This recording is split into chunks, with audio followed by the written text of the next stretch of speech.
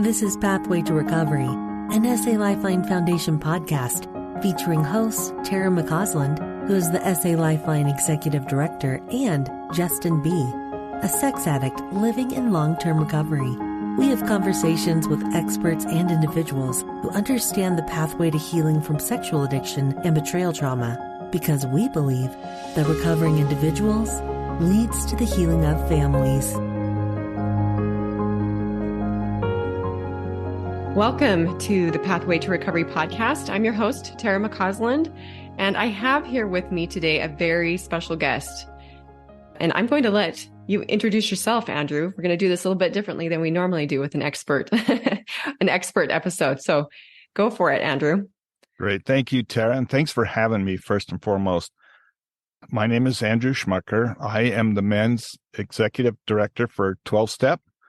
I am also a gratefully recovering sex addict and a son of God. And through his grace, I am able to work this program.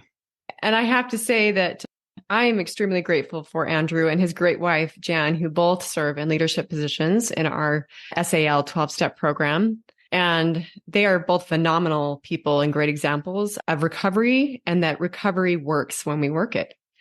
So today we'll actually be diving into one of the 4 pillars in our recovery puzzle, SAL 12-Step. Formerly, it said in our older recovery puzzle that we would seek spiritual connection working SAL 12-Step.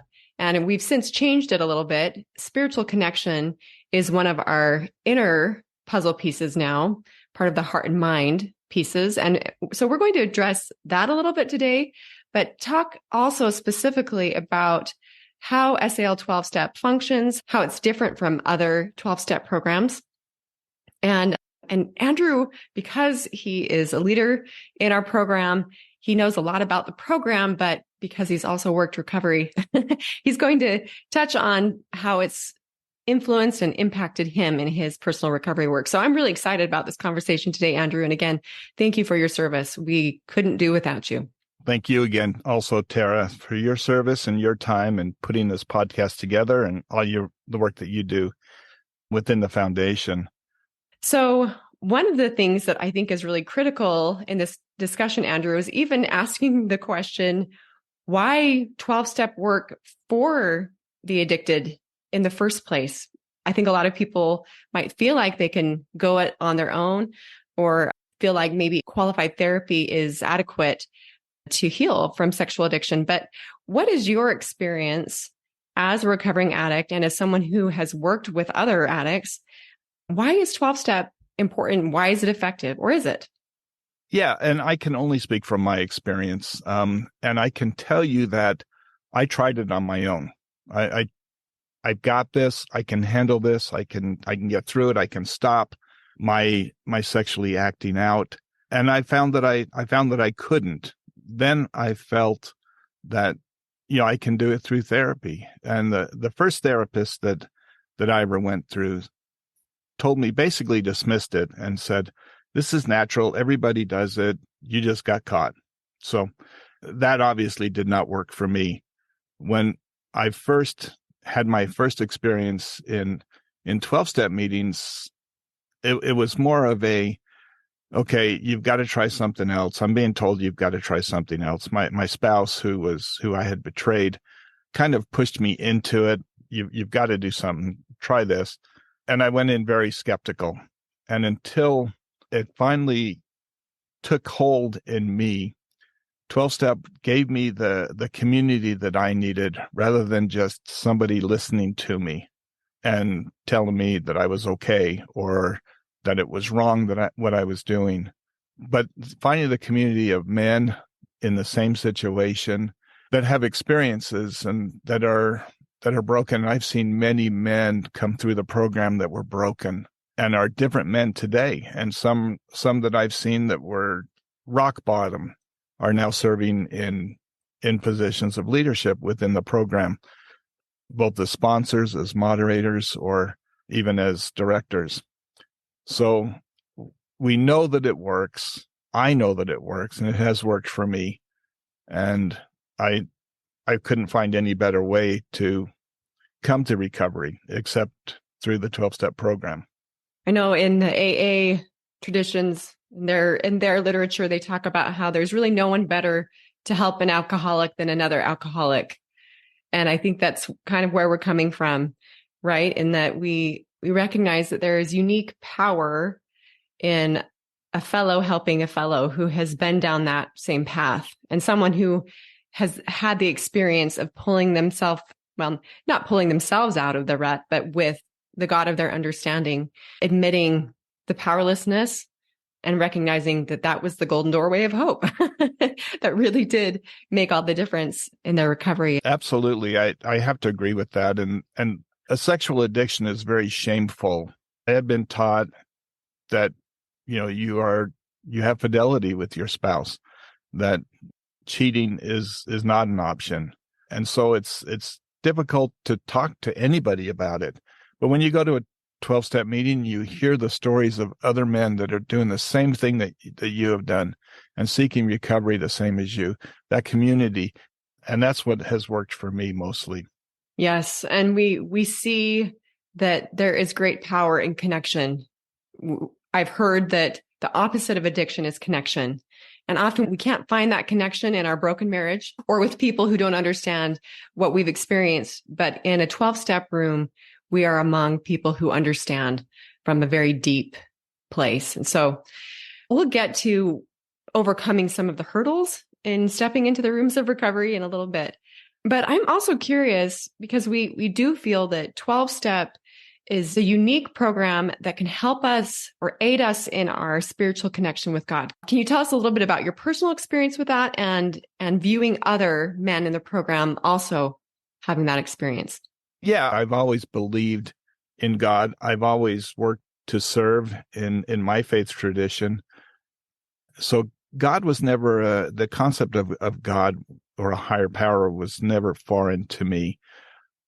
But what was foreign to me was letting go and letting God. That took some doing, the surrender process. And I have a story that I tell quite often, and I call it the couch in the hallway. What happened when my wife and I became empty nesters, we decided to turn one of the bedrooms on the upper level of our house into a sitting room, and we wanted to put a couch up there. And the hallway was narrow, and I tried to carry this couch up with my son, and we just couldn't get it in there. And we tried for about an hour, and the couch got stuck. It was stuck in the hallway, and there it sat for 2 weeks. And occasionally I would go up and look at it and could not figure out what to do. Well, one morning, early in the morning when I couldn't sleep, lying in bed, staring at the ceiling, I saw in my mind's eye exactly what needed to be done to get that couch into that bedroom. And I went up the next day. I called my son. He came over. We moved that couch within a minute. I got it unstuck, got it turned, and got it into the bedroom. I learned at that moment that I don't got this. I can't do it myself. And that I listened to the promptings of God. To me, that was a spiritual experience. And it worked. I let God take care of it, and it worked. Well, I love that it was with something as mundane, as a couch. If God could inspire you to figure out how to shift that couch just right to get it out of that doorway, how much more is he going to be interested in helping you recover from the effects of sexual addiction and to help you repair your marriage? And so I love that example even more just because of the simplicity of that situation comparatively, right? Yes, exactly. He is a loving God, and he wants all of his children to have his help and to let him help. That's why he's there. He's there for us.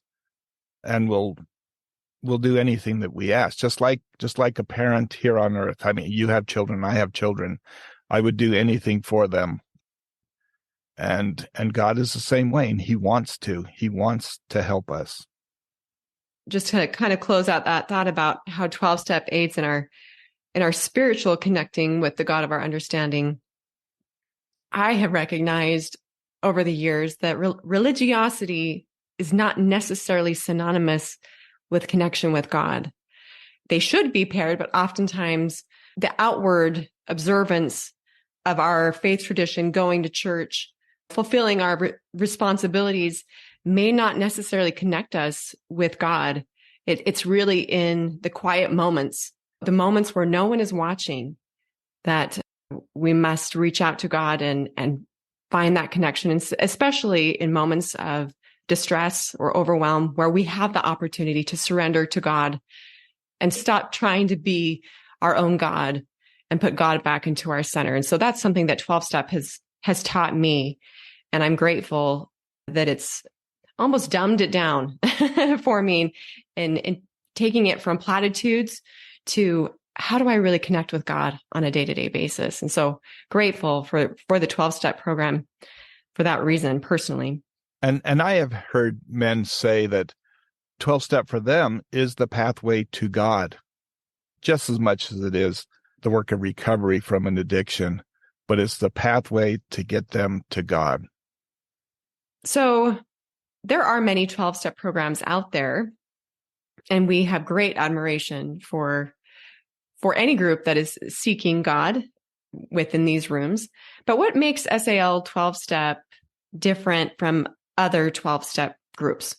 In SAL 12-step, our meetings are set up gender specific. One thing, it would be very difficult for a man seeking recovery from a sexual addiction to have a woman come into the meetings that also may identify as a sexual addict. That's like, putting gas on a fire.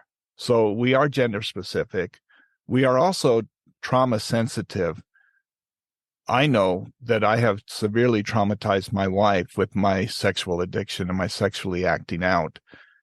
And I need to be sensitive to that. And we teach that in our meetings and in our rooms of recovery, that we are sensitive to our spouses and the trauma that we have inflicted. We also make sure that we pray. We pray in our meetings to the God, whichever God you believe in, or whichever higher power you believe in. We have prayers to that higher power.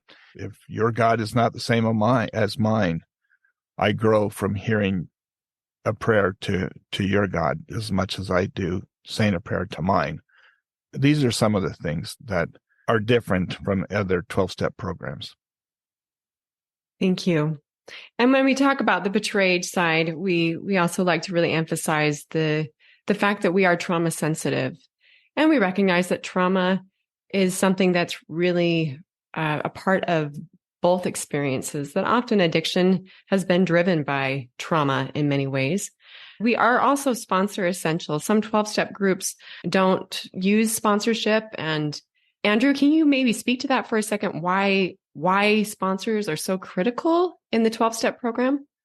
Again, I can't do it alone. My work of recovery with the sponsor has been somebody that I can contact in times of difficulty, somebody that can help me work my steps. I can't work my steps alone.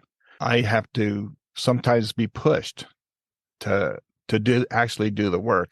I find that even around the house, sometimes my wife has to push me to get the honey-do list done. Sponsors are kind of the same way for me. I can reach out. I can say, I'm struggling with this concept, and the sponsor can help shed some light or help me shed the light on the issue myself.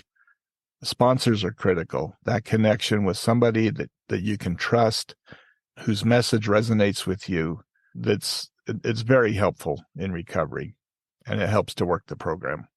Yes, I see sponsorship as being like where the rubber really meets the road, right? Like we are very much advocates here at SA Lifeline of qualified therapy and recognize the value and importance of that. But in the day-to-day grind of recovery, when you're triggered, when you're feeling disconnected, making a call to a sponsor can make all the difference in the world. We're really grateful for great sponsors here within our program. And again, for those working other programs who help their fellows along this path, because it's not an easy path, but when we're journeying together, it makes it much easier. So what can we expect in our first meeting? I know that getting into the first meeting can be really challenging for people. So knowing what to expect might help. Can you tell us about the structure of our meetings, Andrew? Yes, thank you. And you are correct. Picking up that phone for the first time, it's like 500 pounds. Mm. You can barely get a lift. And it's the same with going into a meeting. Many men hesitate walking to me because they don't want to be labeled as a sex addict, or they don't know what to expect. So our meetings, we start with some opening readings. As I mentioned before, we start with a prayer. We do introductions. Then we move into our step study, and we read from the works, the books of recovery, including the AA Big Book and other books and papers that are helpful. From there, we go into sharing, where each person, if they want, will talk a little bit about what they're dealing with, or some experiences in the different steps and with recovery. And then we close the meeting with some prayers, with some more readings, and that's what you expect. One thing that's key to understand, or that's the structure of the meetings, it's key to understanding, is that everybody in that room has been in your place as a newcomer. Everybody in that room is going through the same types of experiences as you are. So there's no judgment. It's judgment-free. You will experience the warmth and the connection, and you'll feel welcome. We have people from all walks of life. You will feel welcome. Those that have good recovery capital in the meetings, those meetings are strong, and they are very welcoming to a new person. And hopefully you will keep coming back, because you may not understand it to begin with. You may hear some things that just you don't get, but as the more you come back, the more you will understand, and the more comfortable you become in attending meetings and taking part.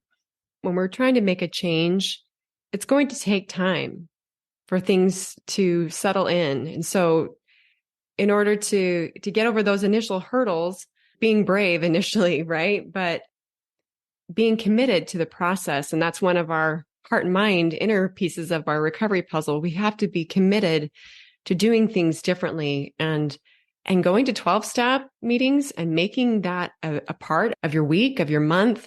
That's a shift and does take commitment. But I love how you said, Andrew, that there's really no place that you could go where you will experience that kind of acceptance and understanding. And so hopefully hearing that, if you're unfamiliar with SAL 12-step, that might give you some courage and motivation to come and join. Some men need to be dragged in. I constantly read the story of a fellow who sat in the parking lot in his car until somebody came and knocked on his window and said, "I'll walk you in." You just need to find the courage to do it, just to walk through that door, and that door will be open for you. And like me, and it's been many, many years, I don't want to walk out that door. I wish I could stay in that meeting my whole life, but unfortunately I have to go to work.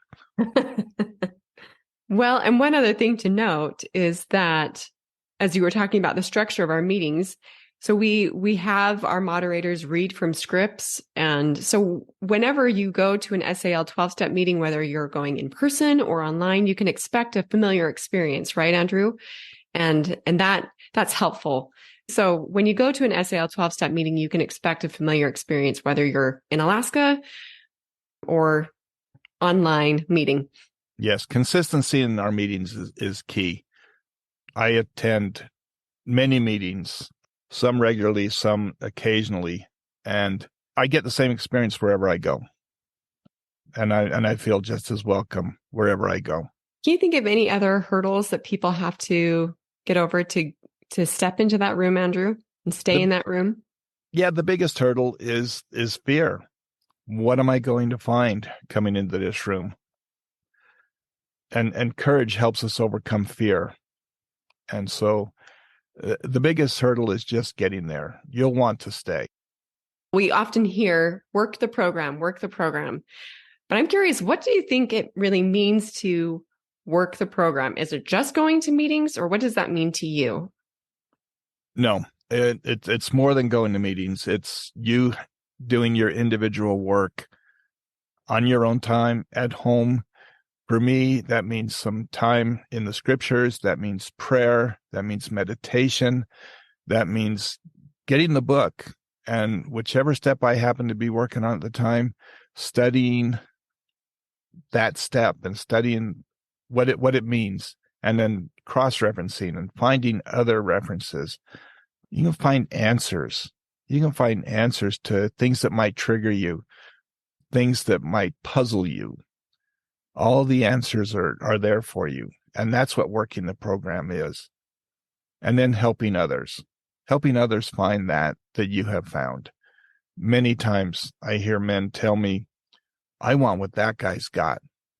They see somebody in these meetings that are just so full of recovery, and they say, I want what that guy's got. And anybody there is going to help you to get that. And that's what working the program is. So if somebody's just going to a meeting, maybe once, twice a month, they're never calling their sponsor, they're not doing any 12-step work on their own time, what can you expect from that type of effort? I say, congratulations. You're going to be a sex addict the rest of your life, and you will never find sobriety or recovery that you think that you want. Yes, and those are bold words, Andrew. I think that sometimes we think a half-hearted attempt, we want it to be enough. But I know that when my dad, when he, after his third round, his third disclosure, he wanted recovery like he wanted to breathe, is how I've heard him say it and talk about it. And so he would drive the 45 minutes to the meeting every week, and he would call his sponsor. I don't know about his 12-step work, but I know in listening to my father that was really what shifted things for him, that he wanted recovery enough that he would be committed enough to sacrifice and make it to those meetings and call his sponsor, do those surrenders.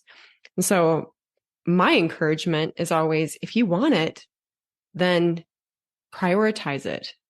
And I often hear people, I used to be a life coach back in the day, and I would hear people talk about, well, I want to lose weight, or I want to be better at managing my money. And then I would hear the excuse follow. And then I would always follow the excuse with, we make time for what matters to us. So there's always time if it's a priority. And that's a part of the commitment piece in our recovery puzzle. I will say that it's easier to stay in your addiction than it is to get out of it. And so you just have to get to that point where you want out, but it is easier. My life was hell when I was actively acting out in my addiction. It's what I was used to. So you really want to get out. It's easier to stay in than it is to get out, but it sure is worth it to get out. I love that. That also brings to mind something that I've heard my father, Stephen, say, which is sometimes we have this tendency to back away slowly from hell rather than turn and run toward heaven. And I, as you said that, it just sparked that memory of him saying that recovery is possible. We can attest to that. Those of us who have been in this world and in recovery work for a while, it works when we work it. But only we can answer the question of, am I willing? Do I have that willing heart enough? Am I committed enough to do the work required, to humble myself and just do the work? So thank you. Before we close out with a couple of questions here that we always close out with, We have a few FAQs about SAL that I thought might be helpful. Sometimes we get questions about why don't we have a men's meeting for betrayed men. Do you want to answer that really quickly, Andrew? Yeah, we would love to have a men's meeting for betrayed men. And we'd love to have an addiction recovery meeting for female addicts. The reason that we don't is because we don't have enough people to maintain a meeting, people that are willing to come. If you are a betrayed man, come to us. We'll work to get meetings set up. If you can find other like-minded or others that are betrayed. And it's the same with a woman's sexual addiction meeting. Come to us. Happy to help you get a meeting set up. But we need to have enough people to maintain and sustain such a meeting. Excellent. Thank you. And that really is our hope. We hope to broaden our reach and help more people who are in need of support. But we can't do that without people who are working their own recovery in these 12-step programs. And recovery capital is a big thing that we talk about, right, Andrew? This concept Yes. of recovery capital. In fact, could you define that? And how do we build recovery capital in our meetings? Recovery capital is key to the meetings because without sobriety, you have nothing to offer anybody. The more sobriety you get builds on the recovery capital. If I don't have sobriety, I can't contribute to a meeting. So the more you come to meetings, the more recovery capital you're going to gain as you're working the program. You're going to see the growth of those around you. And that's recovery capital. And that makes a good functioning, effective meeting. Well, thank you so much, Andrew. It's really been a treat to talk to you about this. We here at SA Lifeline, and maybe just to clarify, so SA Lifeline is the public face, the nonprofit 501c3 part of the organization where we really focus on education. SAL 12-step is a subset of SA Lifeline and is anonymous and is led by great people like Andrew. And we'll hear later from Kaki, who has been with the foundation for a number of years. And we would not function without Andrew and other great people like him who are so willing to give of their time. So thank you again, Andrew, for being willing to offer your recovery capital, your strength and hope and experience so that others, your fellows, may heal and recover as well. And thank you, Tara, also for this opportunity. This is part of my work of recovery, is being able to reach out and to help others. That's step 12. And so it's a big part of helping me maintain my recovery and my work of recovery. So thank you again for this opportunity. Yes. And before I let you go, we always have to ask these final questions, which are, first, what would you tell a newcomer, someone that's just stepping onto the path of recovery? And then the follow-up question is, what would you tell someone that's been doing this for a while? Okay. First I would say, come. Just come. Just give us a chance. Give it a try, and you'll want to continue. Somebody that's been doing it for a long time, hopefully your mindset is that you're going to be doing it until you're safely in the grave, because you know that it works and you know that you're worth it. So keep coming back. It works when you work it, and you are worth it. Awesome. Thank you, Andrew. Thanks for taking the time with me today. Great. Thank you. Thanks for joining us. We invite you to subscribe to this podcast so that you don't miss new episodes. And while you're at it, will you please leave us a 5-star rating and review to help us spread the good news that healing from sexual addiction and betrayal trauma is possible. We invite individuals who are struggling to join our virtual or in-person trauma-sensitive 12-step meetings. Meeting times and locations can be found at sal12step.org. You can find quality education at salifeline.org. And we hope that you will follow us on Instagram and Facebook. SA Lifeline is a 501c3 nonprofit organization, and we welcome donations. SA Lifeline, come heal with us.